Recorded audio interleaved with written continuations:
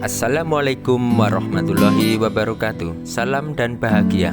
Jumpa lagi dengan saya Sunardi, CGP Angkatan 9 dari SMAN 1 Sedojayan Kabupaten Blitar. Kali ini saya akan memaparkan koneksi antar materi modul 1.4 tentang budaya positif. Kesimpulan mengenai peran saya dalam menciptakan budaya positif di sekolah. Dalam menanamkan budaya positif di sekolah harus memperhatikan beberapa hal.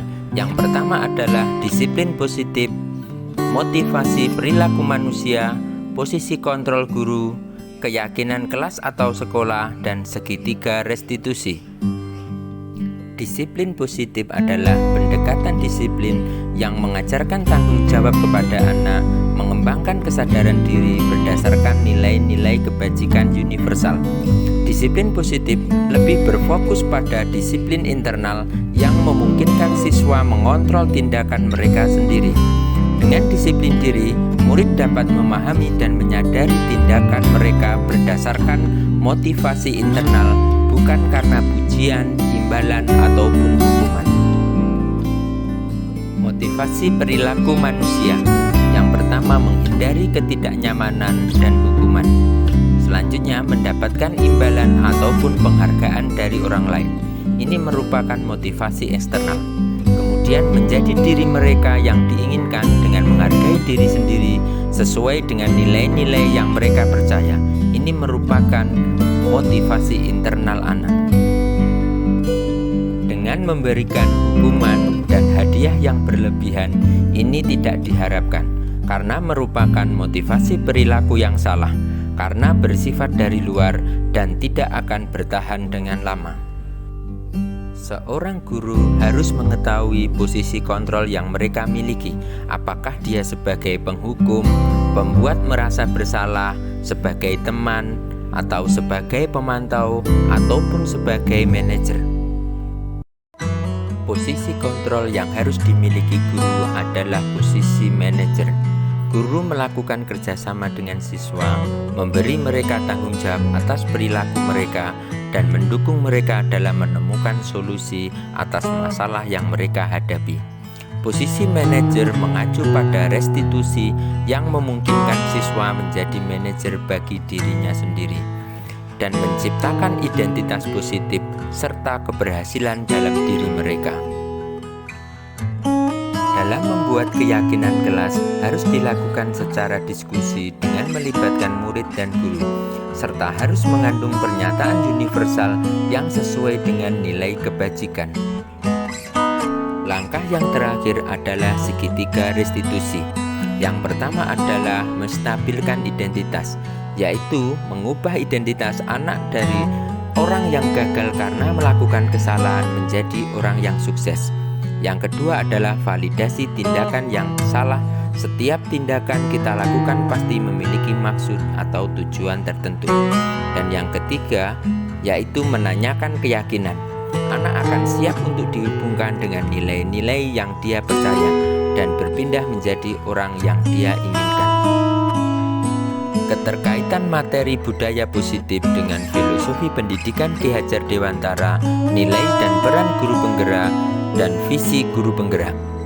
Dengan menjalankan budaya positif di sekolah, maka akan mempermudah dalam mencapai tujuan pendidikan nasional sesuai dengan pemikiran Ki Hajar Dewantara, yaitu pendidikan yang berpihak pada murid yang bersifat menuntun.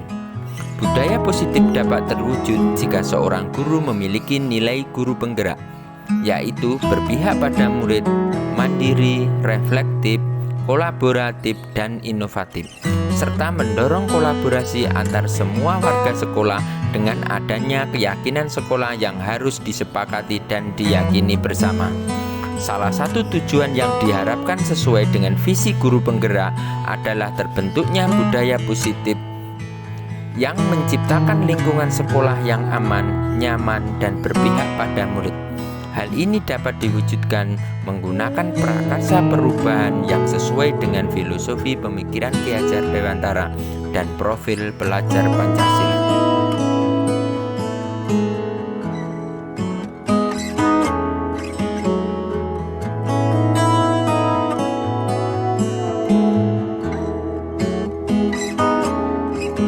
sudah memahami konsep inti dari modul budaya positif yang berkaitan dengan kebutuhan dasar manusia, teori motivasi, hukuman dan penghargaan, keyakinan kelas, disiplin positif, teori kontrol, dan segitiga restitusi.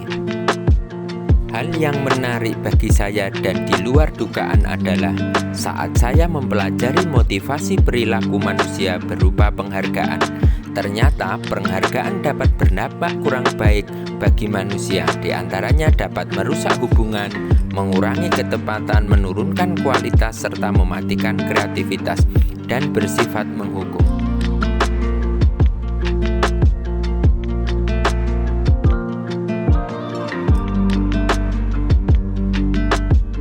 Perubahan yang terjadi adalah saya menyadari posisi kontrol yang biasanya saya lakukan adalah sebagai penghukum dan pemantau.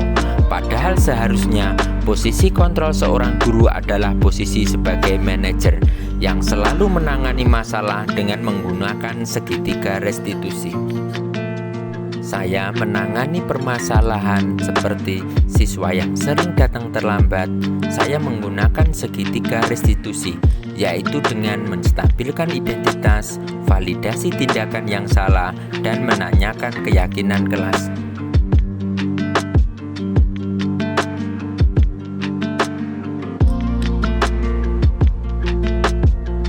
Setelah saya mempelajari modul 1.4, saya sangat termotivasi untuk terus memperbaiki cara penanganan dan pelayanan peserta didik sesuai dengan nilai-nilai budaya positif.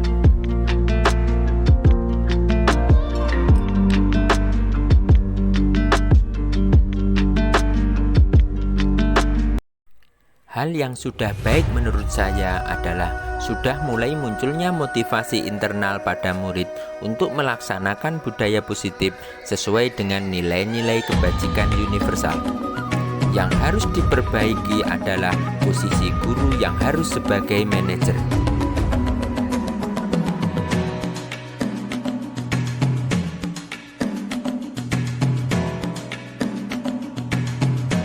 Sebelum mempelajari modul ini, posisi kontrol saya adalah sebagai penghukum dan pemantau.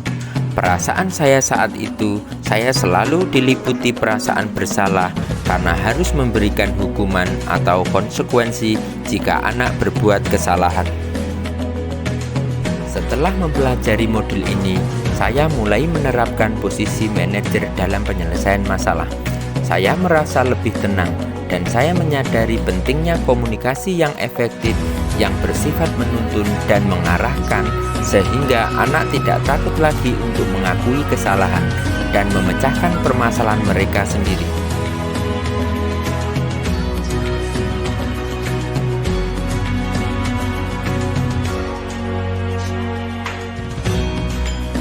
Saya sudah pernah menerapkan segitiga restitusi.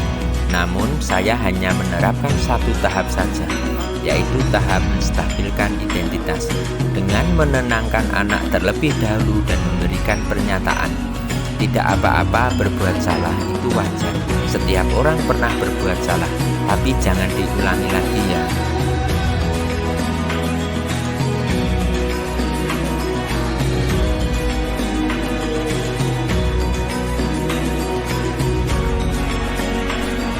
Hal-hal penting yang saya pelajari dalam menciptakan budaya positif penting untuk melakukan kolaborasi antara sekolah, wali murid, komite, serta peserta didik agar budaya positif ini jangan hanya dilakukan di kelas atau sekolah saja, namun juga bisa dilakukan di rumah agar menjadi suatu kebiasaan atau karakter saat berada di lingkungan sekolah ataupun dimanapun. Demikian tadi paparan tentang koneksi antar materi modul 1.4 tentang budaya positif. Terima kasih, salam bahagia.